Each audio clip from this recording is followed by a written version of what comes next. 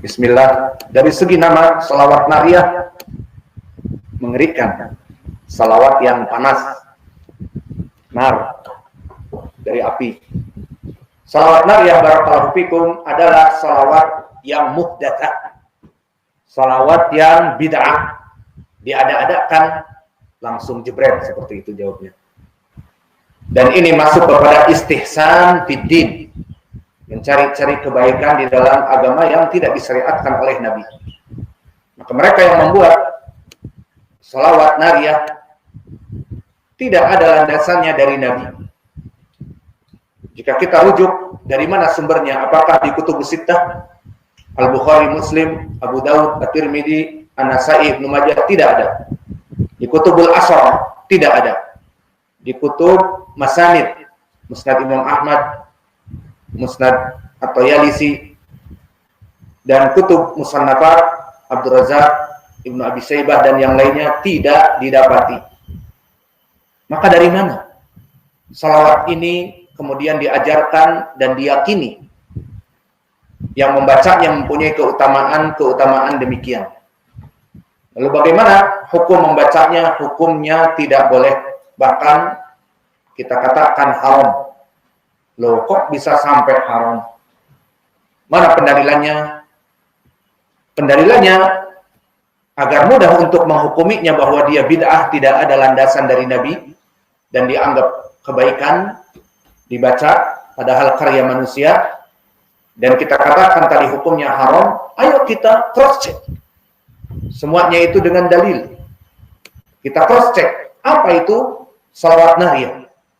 Salawat nariyah salawat yang pendek dan lafadznya masyhur, di mana-mana ada, dan benar seperti yang ditanyakan oleh penanya. Sekarang diberikan stiker-stiker, ditempel di rumahnya agar dihafal, di kaca agar di saat berkaca para ibu-ibu melihat dan membacanya. Lihat, sudah sampai seperti itu. Maka Al-Quran ataupun hadis-hadis yang sahih dari Sahih Al-Bukhari wa Muslim, jarang ada yang seperti itu ditempel di kaca dan sebagainya. Maka ini ditempel di kaca di saat berdandan ataupun ditempel di depan pintu saat mau masuk baca. Salawat nariyah kita cross check lafadznya adalah Allahumma sholli salatan kamilatan wa salim salaman taman ala sayyidina Muhammadin sallallahu alaihi wasallam alladzi tanhilu bihil aqd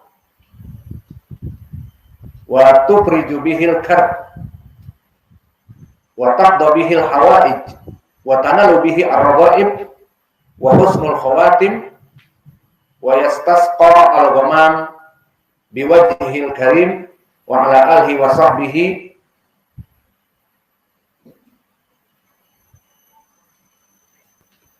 wa sallim. Lalu mana dari pendalilan haramnya di sini?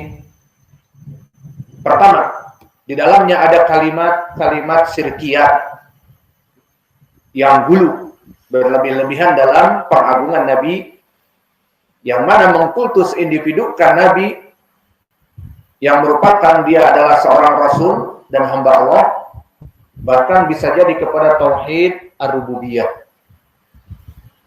Karena lafaz tanhilu bihil aqd wa tatafarrajul karb wa taqdil hawaij, yang maknanya bahwa Nabi adalah pembuka ikatan kesusahan dan pembebas dari kemalangan dan penderitaan, dan zat yang memenuhi hajat-hajat kita. Maka lafaz-lafaz ini lafaz yang berlebihan, menjadikan Nabi seolah-olah mempunyai sifat rububiyah yang menyaingi Allah Jalla wa'ala dalam permasalahan al-amru wa tadbir, yang mana alalahul khalqu wal amru. Di Al-Quran disebutkan hanya untuk Allah lah al-khalqu, sifat rububiyah penciptaan, dan sifat rububiyah pengaturan. Sehingga dalam pengaturan alam raya, seperti memberikan kebutuhan kepada makhluknya dan mengangkat kesusahan dari makhluknya, dan membebaskan kemalangan dari makhluknya, dan membebaskan penderitaan dari makhluknya, dan memenuhi semua hajat-hajat yang ada pada makhluknya, itu adalah hak prioritas rububiyatillah, yakni ala lahul khalqu wal amru. Makna amr adalah at-tadbir, pengaturan. Maka sifat rububiyah Allah di dalam ayat yang kami baca ini, ala lahul khalqu wal amru, hanya penciptaan itu untuk Allah dan pengaturan dari makhluk-makhluknya itu untuk Allah saja. Dan di Al-Quran telah disebutkan dari berbagai ayat yang banyak bahwa kekhususan sifat rububiyah Allah tidak boleh disaingi oleh makhluknya, baik berupa malaikat yang didekatkan ataupun nabi-nabi yang diutus, maka semuanya tidak boleh dan tidak mempunyai hak untuk melaksanakan perkara-perkara tauhid ar-rububiyah.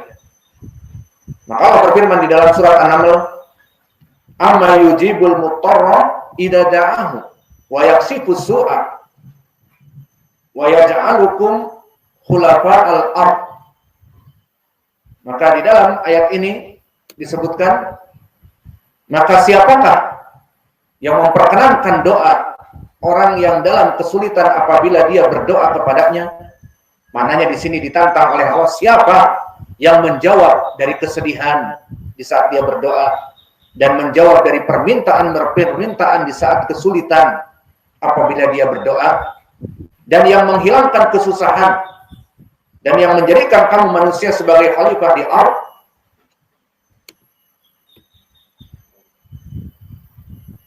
Ilahun ma'allah, maka apakah ada sesembahan yang hak yang disembah selain Allah?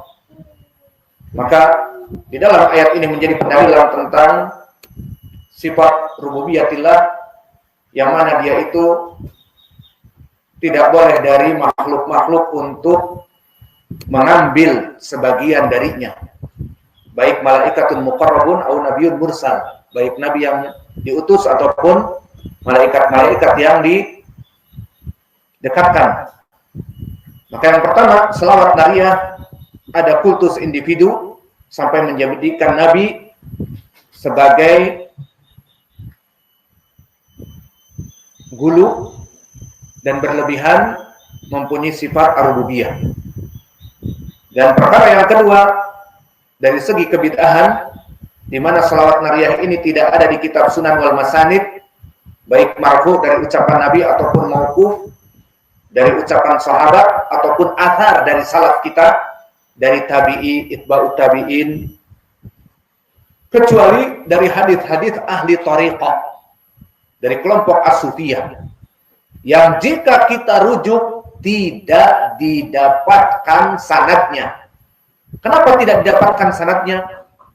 Karena buatan manusia yang tidak bersambung kepada ucapan Nabi, dan mereka kok bisa seperti ini mengamalkan amalan tanpa sanad, dikatakan ini dari Nabi tanpa sanad kepada Nabi, dan yang mengatakan adalah orang yang hidup di 300 Hijriah, karena disebutkan oleh para ulama seperti Ibnu Taimiyah dan yang lainnya rahimahumullah, dohir dari kelompok as-sufiyah setelah 200-an ke bawah, 300-an yang lebih dekat, itulah dohir kelompok as-sufiyah. Maka dari mana mereka membuat selawat nariyah sanadnya dari Nabi? Tidak ada.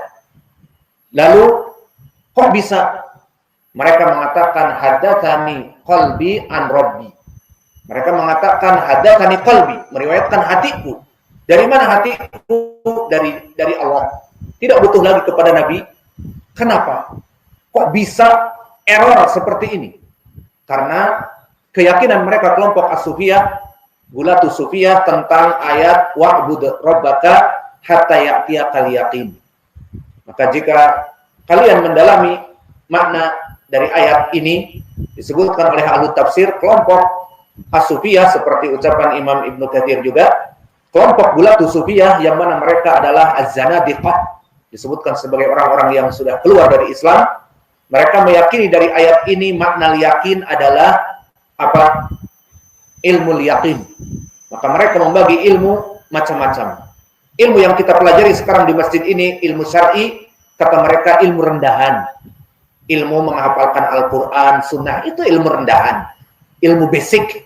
awal dari orang menuntut ilmu harus seperti itu. Namun ilmu yang paling tinggi ilmu yaqin, ilmu ma'rifah.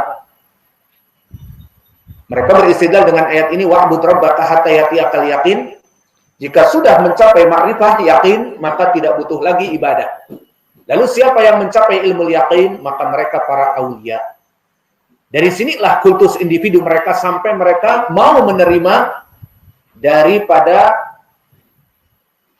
Dajjalin yang mengaku saya sudah melihat Allah dan mengaku dirinya menjadi wali dan mempunyai syariat-syariat yang tidak butuh kepada syariat Nabi, karena Allah berfirman wa'bud rabbaka hatta ya'tiyakal yaqin. Ibadahlah kamu kepada Allah sampai kamu mencapai ilmu yaqin, ilmu ma'rifah. Maka jika kamu sudah mencapai ilmu ma'rifah, tidak butuh lagi kepada ajaran Nabi Muhammad. Dari sini asalnya. Maka kelompok orang-orang yang belajar kepada gulatus sufiyah, kadang-kadang di antara mereka seperti orang gila. Karena apa? Karena mencari ilmu ma'rifah yang dia tidak mengetahui hakikatnya bagaimana. Akhirnya, jika kita tanya, oke, kita ingin menjadi seperti kamu, wahai wali. Gimana sih? Enak banget.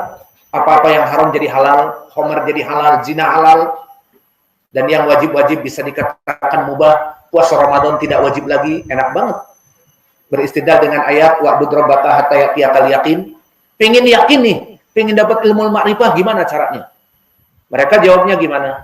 Apakah seperti kita belajar Al-Quran, ngapalin Quran dulu, lalu ngapalin hadis Sahih Al-Bukhari, Muslim? Lah, itu doya'ul waqt, waste the time, buang-buang waktu. Lalu gimana?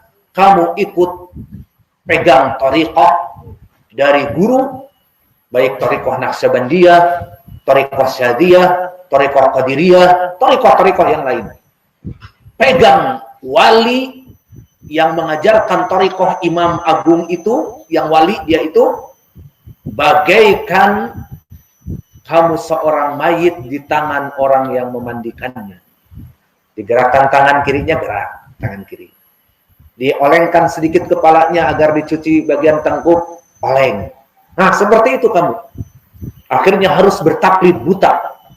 Dari sinilah bagaimana para dajjalin, orang-orang gulatus sufiyah yang mengaku sudah mencapai tingkat wali, seperti antum lihat di YouTube banyak. Ada amalan dari wali fulan Naqsyabandiyah bahwa sekarang la ilaha illallah tidak hanya menggelengkan kepala la ilaha illallah, tapi berdiri dan berjingkrak-jingkrak. Itu sekarang yang lagi mode, bahkan di negara kufar, berjingkrak-jingkrak diiringi musik. Yang musiknya dari mereka dibuat, dan kita mendapat kabar di Eropa, mereka menyewa bar. Dan musiknya, kalau di bar apa? Pakai DJ. Pakai DJ, akhirnya jingkrak-jingkrak di bar. Itu dari mana? Dari amalan Syekh thariqah kami. Kan Nabi nggak mengajarkan seperti itu. Biarkan Nabi, biarkan Syekh thariqah kami. Karena wa'bud rabbaka hatta ya'tiyakal yaqin. Mereka sudah mencapai tingkat yakin. Ini dia. Kenapa kok bisa sampai mereka mengamalkan suatu hadis yang tidak ada sanad dari Nabi, dan bahkan tidak ada asalnya. Cukup dari mana ini? Dari wali fulan. Ah, sudah cukup. Kenapa? Karena tadi mereka mengkultus individukannya. Mereka mengatakan hadatsani qalbi an rabbi. Aku meriwayatkan dari hatiku, dari Rabbku, dari Allah. Tidak butuh lagi kepada Nabi Muhammad. Maka inilah sebab kok bisa salawat nariyah ada dan tersebar, padahal sanadnya tidak sampai kepada Nabi. Cukup dengan ucapan wali, maka itu menjadi hujjah bagi mereka. Maka barang siapa yang ingin mendapatkan ilmu yakin, caranya bukan menghafal Quran dan hadis, menghafalkan Al-Bukhari dengan sanad, tidak butuh. Cukup taklid buta kepada wali dari amir ataupun pemimpin thariqah tersebut. Ini dia. Adapun dari segi yang ketiga, telah datang sifat bacaan salawat yang direkomendasikan oleh Nabi, seperti salawat Ibrahimiyah dan salawat Nabi Muhammad yang kita mengamalkannya di dalam salat kita, seperti datang diriwayatkan oleh Imam Al-Bukhari dan Muslim dari Ka'ab bin Ujrah. Di saat Ka'ab bin Ujrah bertanya Bagaimana salawat kepadamu wahai Rasulullah? Dijawab oleh Nabi, maka bacalah faqulu di saat salat. Allahumma shalli ala Muhammad wa ala ali Muhammad kama shallaita ala Ibrahim wa ala ali Ibrahim innaka Hamidun Majid. Allahumma barik ala Muhammad wa ala ali Muhammad kama barakta ala Ibrahim wa ala ali Ibrahim innaka Hamidun Majid. Maka salawat ini salawat yang masyru', disyariatkan, bahkan kita membacanya di salat. Adapun salawat nariyah itu masuk kepada perkara kesyirikan seperti tadi, mengkultus individukan Nabi, mempunyai sifat-sifat melepaskan kesulitan dan memberikan hajat-hajat yang diinginkan. Tidak, Allah yang memberikan, bukan Nabi. Dan masuk kepada kebid'ahan dan istihsan fiddin, karena ini dianggap sebagai ibadah yang dikiranya Nabi dulu menyembunyikannya, sehingga datang wali dari kelompok sufi mengatakan ini salawat yang baik.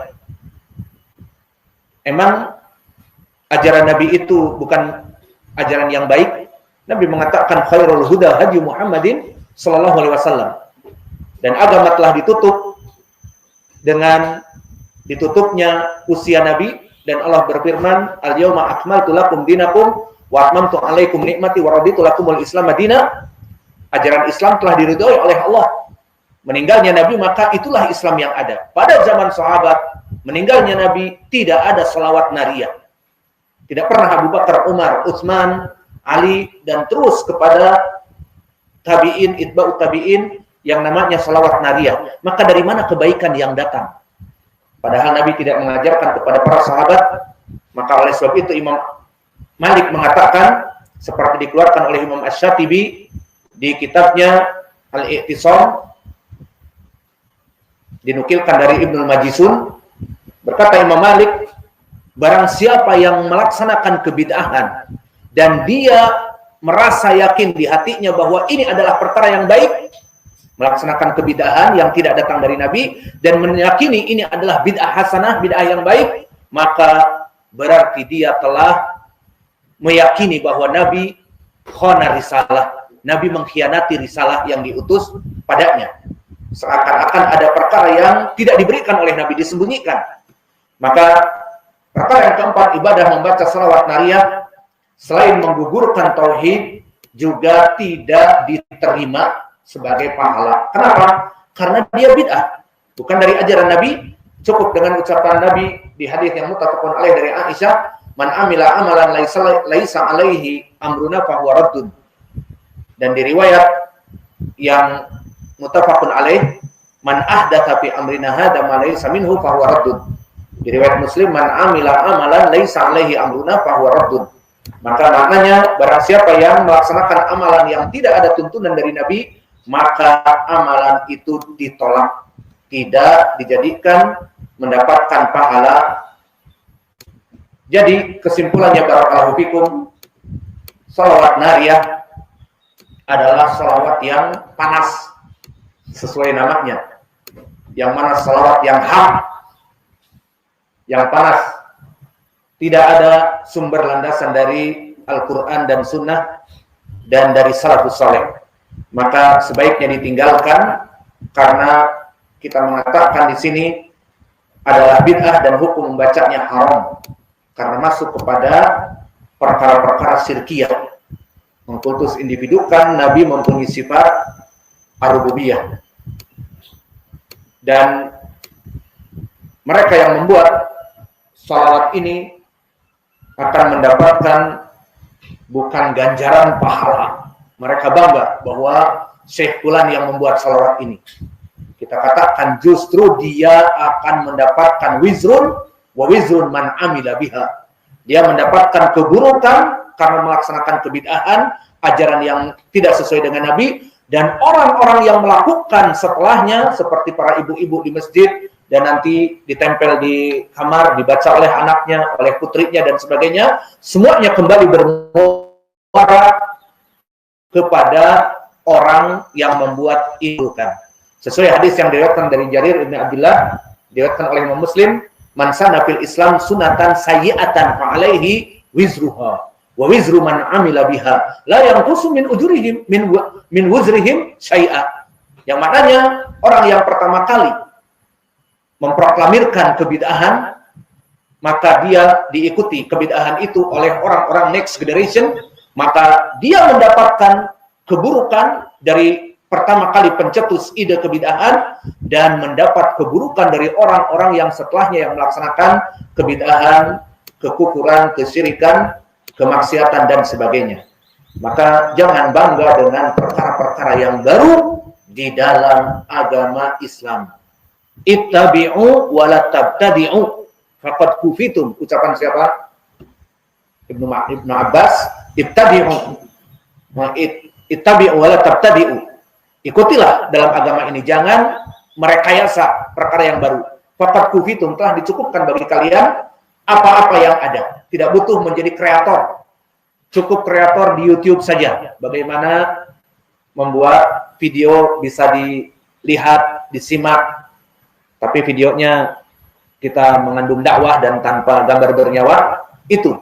Adapun kreator dalam permasalahan agama maka tidak butuh. Wa naqtafi ila huna wa jazakumullahu khairan wa barakallahu fi ilmikum. Subhanakallahumma wa bihamdika asyhadu an la ilaha illa anta astaghfiruka